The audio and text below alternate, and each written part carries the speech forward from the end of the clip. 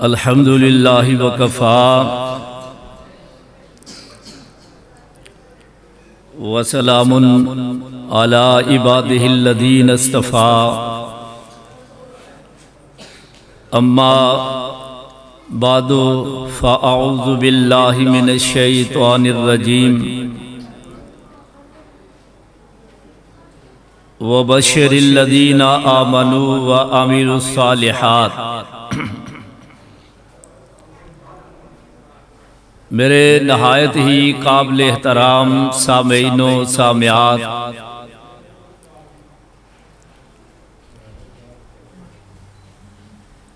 جسے ہم نیک عمل کہتے ہیں، قرآن و حدیث کی اصطلاح میں اسے عمل صالح کہا جاتا ہے۔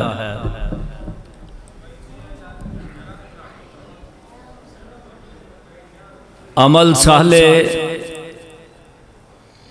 یہ کسی کے معیار کے مطابق نہیں ہو سکتا۔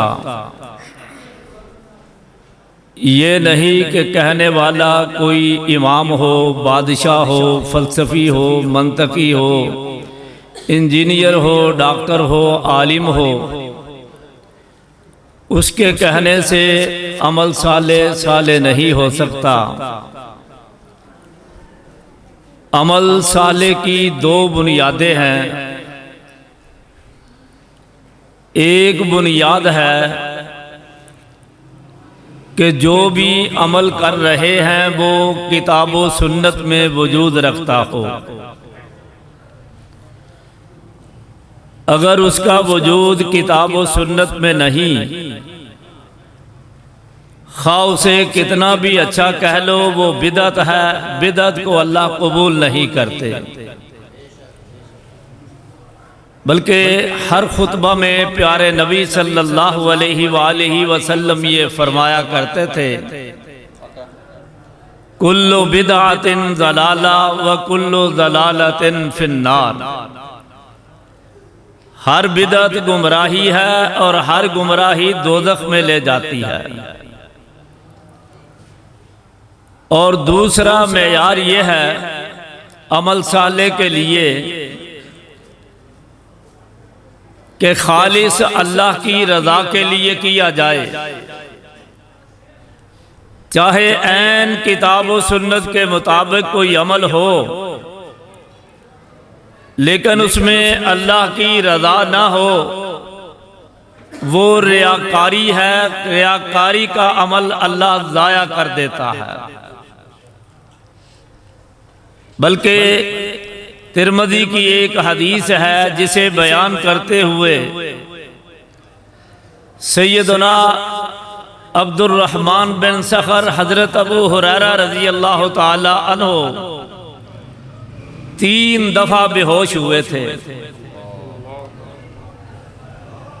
لوگوں سے کہنے لگے کہ لوگوں میری بات سن کر جانا، پیارے نبی صلی اللہ علیہ وسلم نے فرمایا، ریاکار شہید کو لایا جائے گا، ریاکار قاری قرآن کو لایا جائے گا، ریاکار سخی کو لایا جائے گا۔ سب سے پہلے ان لوگوں کو جہنم میں پھینکا جائے گا، اور جہنم کا سب سے پہلا ایندھن یہ ہوں گے۔ لہذا عمل صالح کے لیے یہ 2 بنیادیں ہیں۔ ایک خالص اللہ کی رضا کے لیے عمل کیا جائے،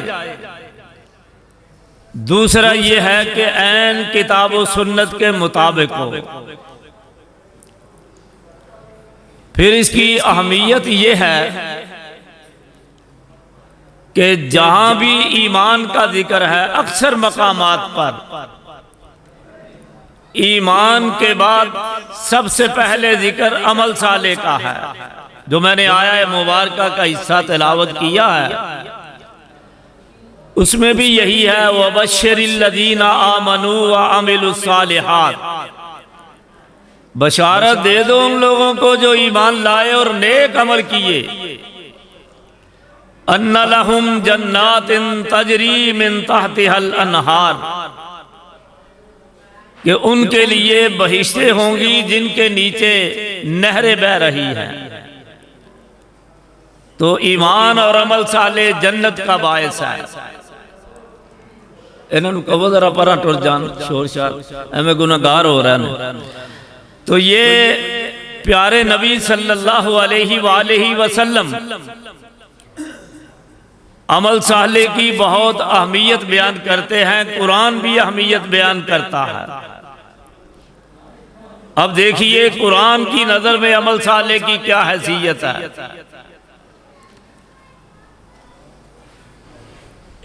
اللہ تعالی قسم اٹھا کر کہتا ہے والعصر ان الانسان لفی خسر، قسم ہے مجھے زمانہ کی، بے شک انسان البتہ خسارہ میں ہے۔ ایک دو باتیں ذہن نشین فرمائیں۔ ویسے حدیث شریف میں آتا ہے کہ جو غیر اللہ کی قسم اٹھاتا ہے وہ شرک کرتا ہے، لیکن میرا اور آپ کا پیدا کرنے والا خالق و مالک رب کسی چیز کی اہمیت کے لیے کسی بھی چیز کی قسم اٹھا لے، اس کے لیے کوئی پابندی نہیں۔ میں غور کر رہا تھا، میرے رب کبریا تو زمانے کی قسم کیوں اٹھا رہا ہے؟ میں تو نبی نہیں نہ ولی ہوں کہ اس نے مجھے جواب دیا۔ میں اپنے دل کی دنیا میں ویسے سوال و جواب کر رہا ہوں۔ میرے اللہ نے فرمایا زمانہ کی بہت اہمیت ہے، یہ میرے ہاتھ میں ہے، یہ شب و روز کا آنا جانا یہ میرے حکم سے ہے۔ پھر اگر آسمان کھڑا ہے، زمین رکی ہوئی ہے، ٹھہری ہوئی ہے، پہاڑ اپنی جگہ پہ مضبوط ہیں، یہ سمندر جاگ اٹھاتے ہوئے موجیں مار رہے ہیں، یہ فضاؤں میں ہوائیں رخ بدل رہی ہیں، شمس و قمر کا نظام چل رہا ہے، اور زمین انگوری اگا رہی ہے، یہ سارے کا سارا کچھ زمانے میں ہو رہا ہے۔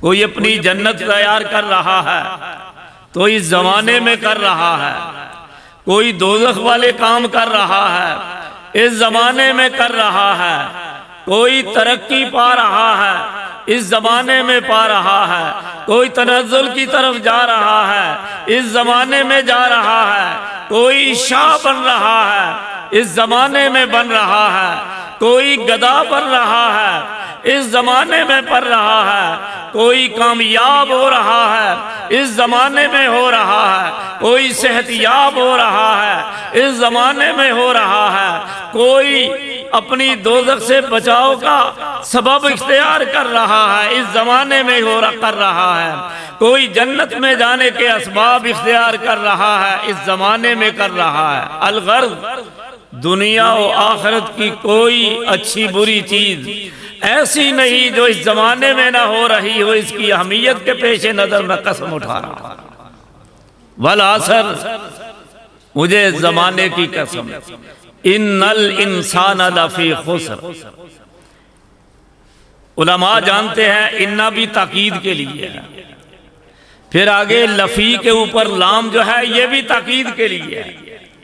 مفسرین کا یہ قاعدہ ہے، یوں سمجھے کہ کوئی آدمی قسم اٹھا کر بات کرے، ان الانسان لفی خسر، مفہوم بیان کر رہا کہ قسم یہ ہے کہ انسان خسارے میں جا رہا ہے۔ اتنی تاکید سے اللہ فرما رہا ہے، یعنی میں اور آپ اگر کوئی اعتقاد والا قابل اعتماد آدمی ہو ویسے ہی بات کر دے تو ہم بڑی توجہ دیتے ہیں۔ یہ عرش والا رب ومن اصدق من اللہ قیلا، اس سے سچی بات کون کر سکتا ہے؟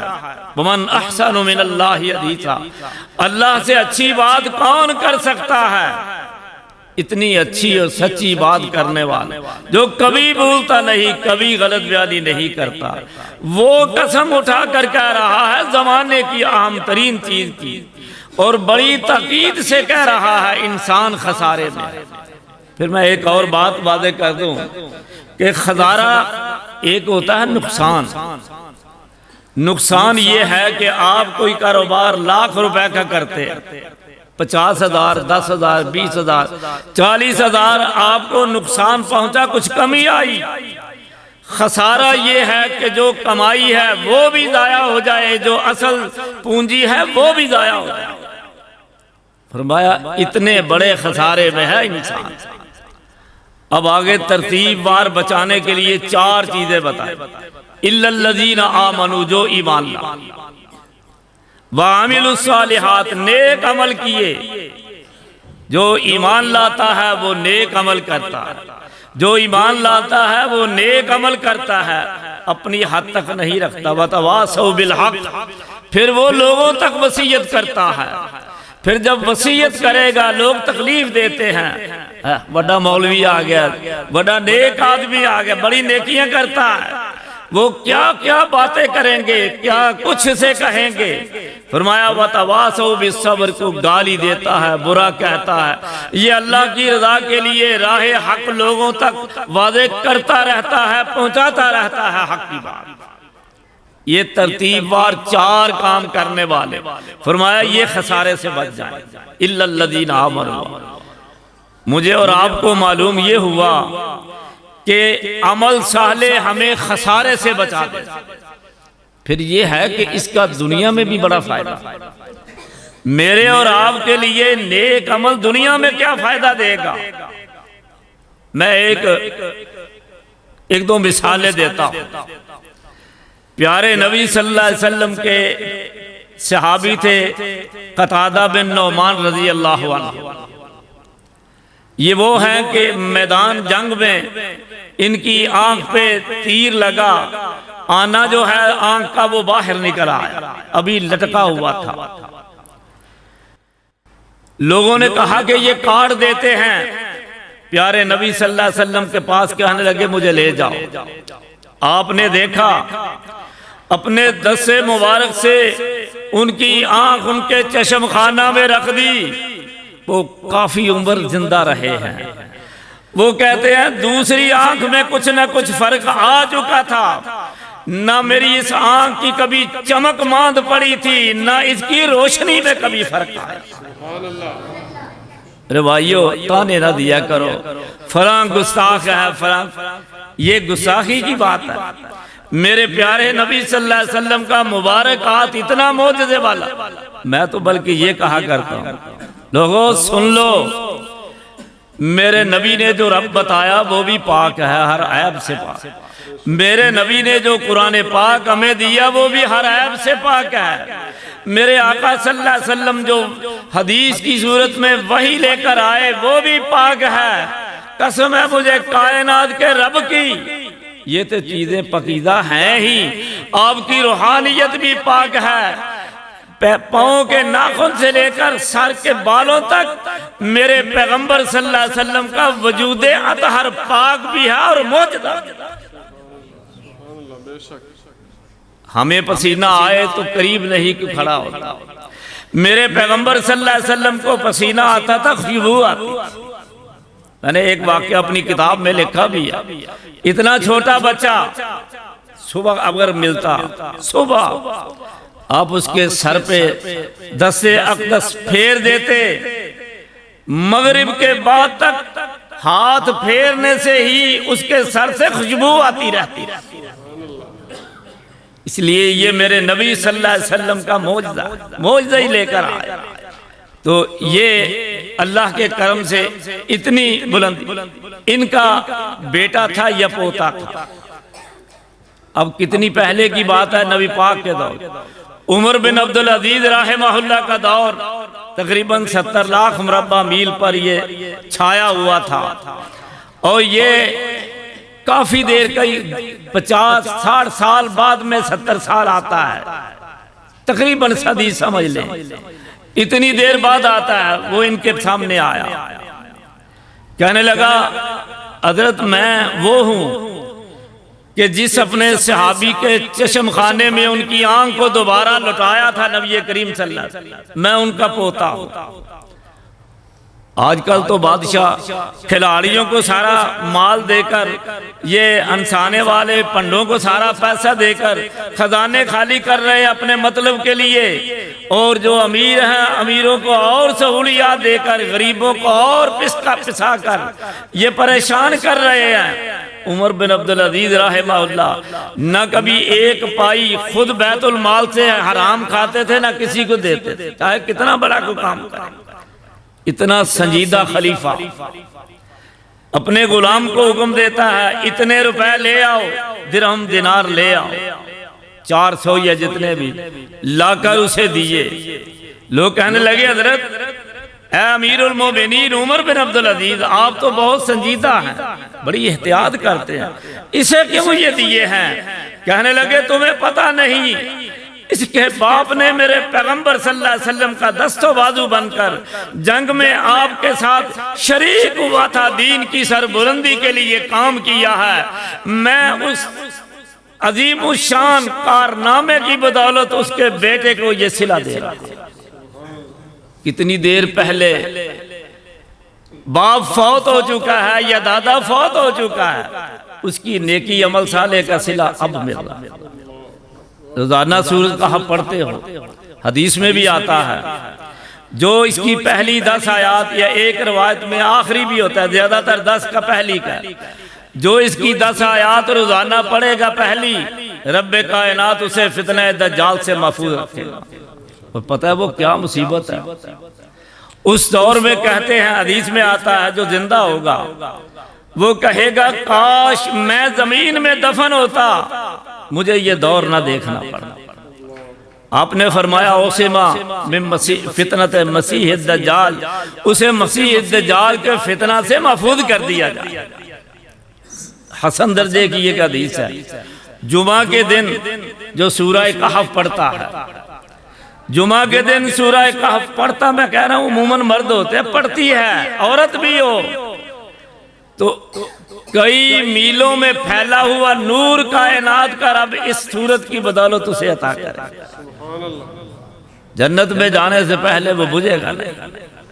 یہ وہ سورت کہف ہے، اس میں واقعہ آتا ہے سیدنا موسیٰ علیہ السلام، خضر علیہ السلام وہ بھی نبی ہیں، ان کے پاس گئے، مختصر یہ بچہ ملا، اس کی گردن مروڑ دی، جنہوں نے بغیر اجرت کے کشتی پہ سوار کیا تھا وہاں سوراخ کر دیا، ایک دیہات سے گزر رہے ہیں اور ان سے کہا ہم مسافر ہیں کچھ کھانے کے لیے دو، کہنے لگے یہاں بڑے آتے رہتے ہیں، جانے کی کوشش کرو، رات ہو رہی ہے۔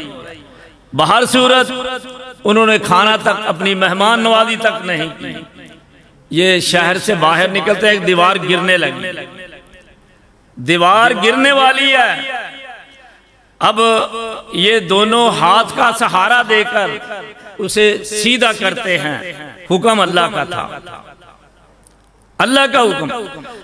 اور موسیٰ علیہ السلام خضر علیہ السلام سے پوچھتے ہیں بغیر اجرت کے انہوں نے ہمیں سوار کر دیا، آپ نے وہاں سوراخ کر دیا، معصوم بچہ کھیل رہا تھا اس کی گردن توڑ کر آپ نے یہ کیا کر دیا، انہوں نے ہمیں کھانا تک نہیں پوچھا، انہیں ادب ہی نہیں ہے کہ مسافر سے کس طرح پیش آنا ہے، آپ ان کی دیواریں سیدھی کرتے پھر رہے ہیں، یہ کیا معاملہ ہے؟ کہا میرے موسیٰ علیہ السلام، وہ آگے ظالم بادشاہ تھا، وہ کشتی لے لیتا، میں نے تھوڑا سا عیب کیا، سواریوں کو بھی نقصان نہ ہو، اس کے کام کی بھی نہ رہے، اس لیے اب وہ کشتی محفوظ ہو جائے گی، دیکھنے میں غلط ہے، کام بہت اچھا ہے۔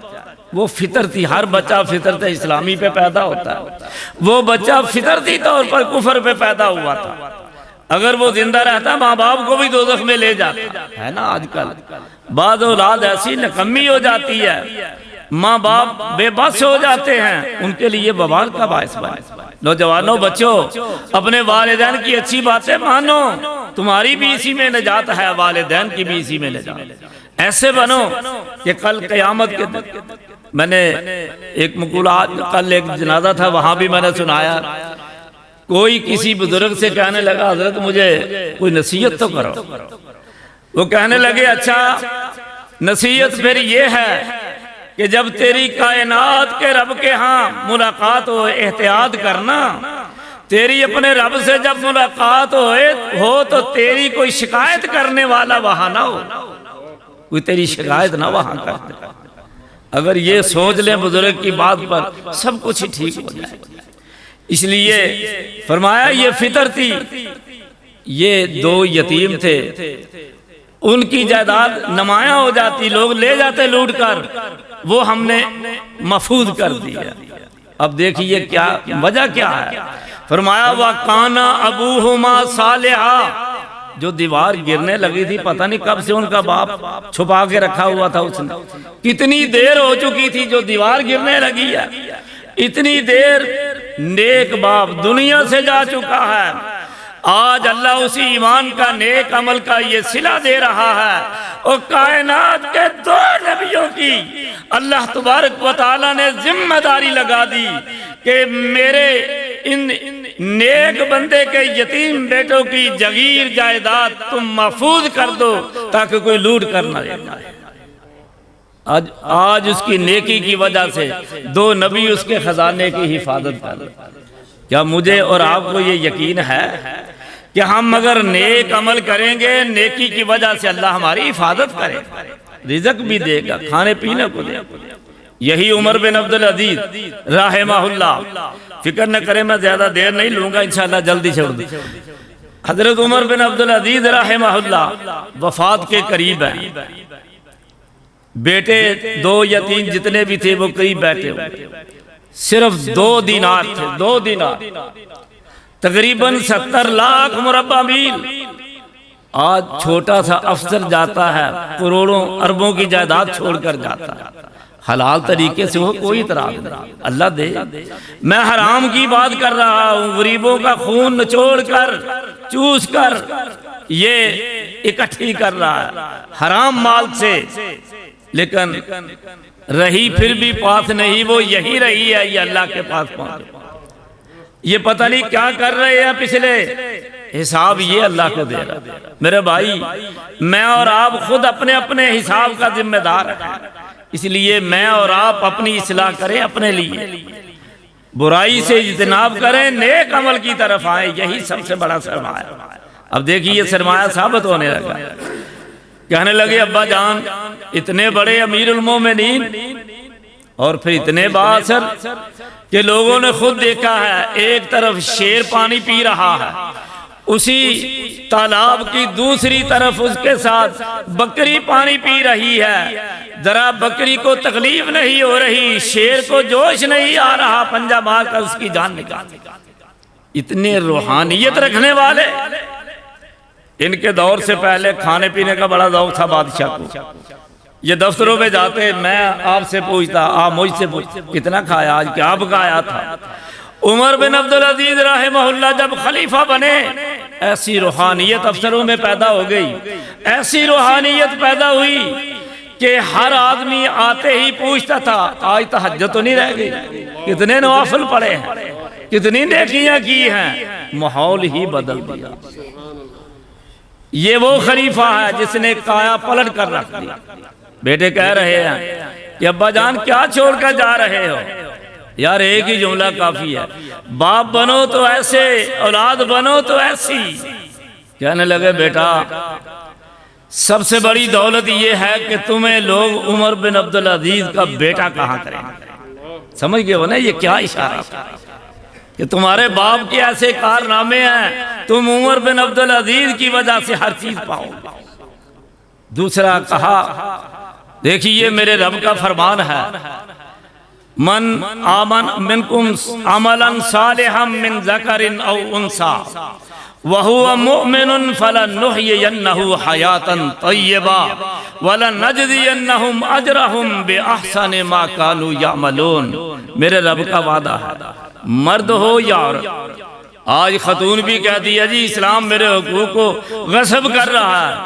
او بی بی یہ تیرا حق ہے کہ تم مردوں کی طرح ان کے ساتھ چلتی پھرے، حیا باختہ ہو کر تو اپنا پردہ اتار دے، نی مریا ہو کر تو ٹہکتی مہکتی پھرتی، تیرا حق ہے۔ تیرا حق یہ ہے اپنی عزت کی حفاظت کرے، اولاد کی تربیت کرے، خامد کی اطاعت کرے۔ میرے پیارے نبی صلی اللہ علیہ وسلم نے فرمایا جو عورت اللہ پر ایمان رکھتی ہے، 5 وقت کی نماز پڑھتی ہے، رمضان کے روزے رکھتی ہے، اپنی عصمت کی حفاظت کرتی ہے، خامد کی نیک کام میں اطاعت کرتی ہے، میں یہ اعلان کرتا ہوں جنت کے جس دروازے سے چاہے داخل ہو جائے۔ سبحان اللہ۔ یہ کم درجہ ہے، اسلام کیا نہیں دے رہا؟ اس لیے تجھے بیٹی کا، ماں کا، بہن کا بہت اعزاز دے رہا ہے۔ تو خود اپنے یا رونق محفل بننا تیرا حق ہے، یہ نہیں، شریعت نے یہ نہیں دیا۔ تیرا رونق محفل نہیں، گھر کی تربیت روحانی ماں بننا تیرا حق ہے۔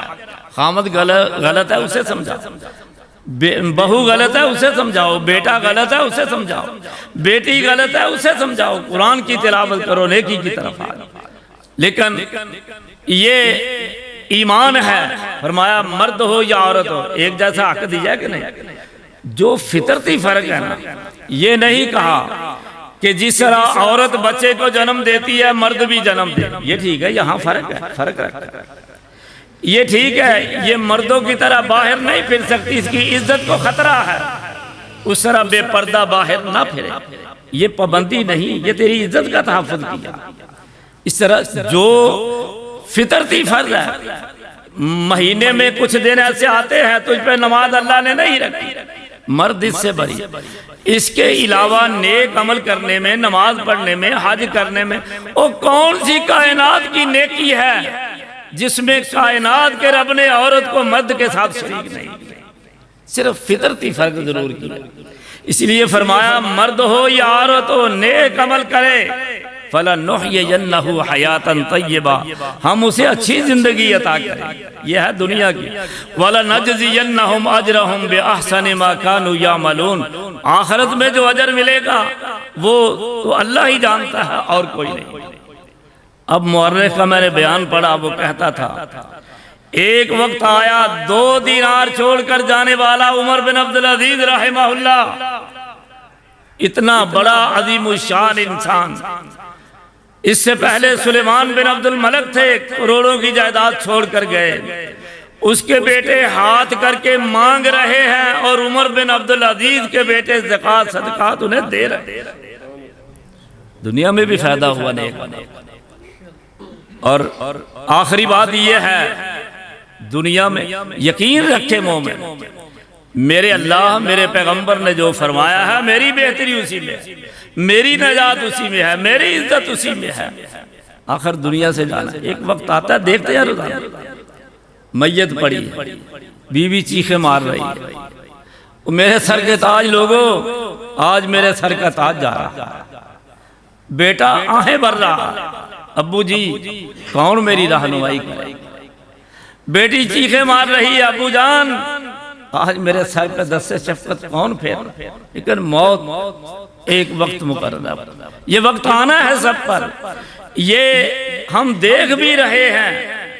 اور باپ کمر پکڑ کر کہتا ہے او میرے بیٹے آج تو نے میری کمر توڑ دی، بھائی کھڑا ہو جا، میرے بھائی او لوگوں میری بات سنو، آج تو میرا بازو ٹوٹ گیا۔ ہر ایک اپنے اپنے ہاڑے کر رہا ہے، پریشانیاں آہیں بھر رہا ہے، وقت مقرر۔ ادھر کیا ہے، وہ چلتا تھا ایڑی سے زمین ہل جاتی تھی، لیکن آج ایڑی کو ایڑی پر اٹھا کر ادھر بھی نہیں کر سکتا۔ وَالْتَفَّتِ السَّاقُ بِالسَّاقِ إِلَىٰ رَبِّكَ يَوْمَئِذٍ الْمَسَاقُ، یہ پنڈلی سے پنڈلی ملی ہوئی ہے، آج یہ چلنے کے قابل، موت اللہ کی طرف چلا یہ جا رہا۔ لیکن اگر نیک عمل ہو، میرے پیارے پیغمبر صلی اللہ علیہ وسلم نے فرمایا فرشتہ ادھر جان کا نہیں کر رہا ہوتا ہے، یہ ہم تو سمجھتے ہیں نا بس اسرائیلی اکیلا ہے۔ حدیث سے ثابت ہوتا ہے آسمان سے لے کر میت تک سب لائنوں میں قطاروں میں فرشتے کھڑے ہوتے ہیں، اسرائیل نور نکال کر اسے دے دیتا ہے، پھر پکڑتے جاتے ہیں، آسمان میں فضا میں خوشبو معطر ہو جاتی ہے۔ پوچھا یہ کون آ رہا ہے؟ فرمایا اللہ کا نیک بندہ ہے، اس کی روح۔ یہی اگر برائی برے عمل کر کے جانے والے شرک بدعت، میں نے کہا نا جو کتاب و سنت کا عمل ہے وہ نیک ہے۔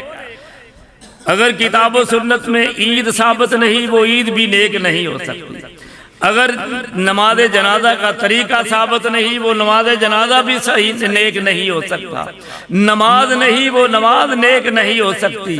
کوئی بھی دن وہ نیک نہیں ہو سکتا چاہے کتنا نیک کہہ لیں، جو کتاب و سنت کے مطابق نہیں اور اخلاص کے ساتھ اللہ کی رضا کے لیے۔ اس لیے یہ نیک عمل آج کام آ رہا۔ فرمایا یہ خوشبو مہک رہی، برا ہو اس کی روح اوپر سے پھینک دی جاتی ہے سجیل۔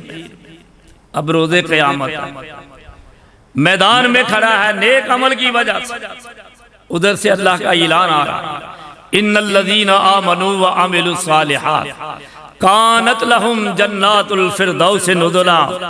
اے لوگو جو ایمان لائے ہو اور نیک عمل کیے ہیں، جنت الفردوس اس کی مہمانی۔ میرے آقا صلی اللہ علیہ وسلم نے فرمایا جنت میں سب سے اعلیٰ مقام یہ فردوس ہے۔ اذا سألتم الجنت فاسألوه الفردوس، کائنات کے رب سے جب جنت طلب کرو تو جنت الفردوس طلب کیا۔ فرمایا اس سے اوپر صرف رب کا عرش ہے، نیچے کا کوئی مقام بھی اس کے مقابلے میں نہیں آتا۔ اس کا مطلب یہ ہوا نیک عمل وہ ہے جو کتاب و سنت کے مطابق ہو اور اللہ کی رضا کے لیے، اور دنیا میں بھی اسی کا فائدہ ہے، موت کے وقت بھی یہی کام آتا ہے، قبر بھی اسی سے روشن ہوتی ہے۔ اور میدان حشر میں جو جنت الفردوس کا اعلان گونجے گا فضاؤں میں، میدان محشر میں، کہ میرے نیک بندے میری جنت الفردوس میں داخل ہو جائیں، وہ بھی نیک عمل والے ہوں گے۔ پتہ یہ چلا کہ یہی میری اور آپ کی ہر طرح کی کامیابی کی بنیاد ہے۔ اللہ مجھے اور آپ کو یہ کامیاب عمل کرنے کی توفیق عطا فرمائے۔ اقول قولی ھذا استغفر اللہ لی ولکم وآخر دعوانا ان الحمد للہ رب العالمین۔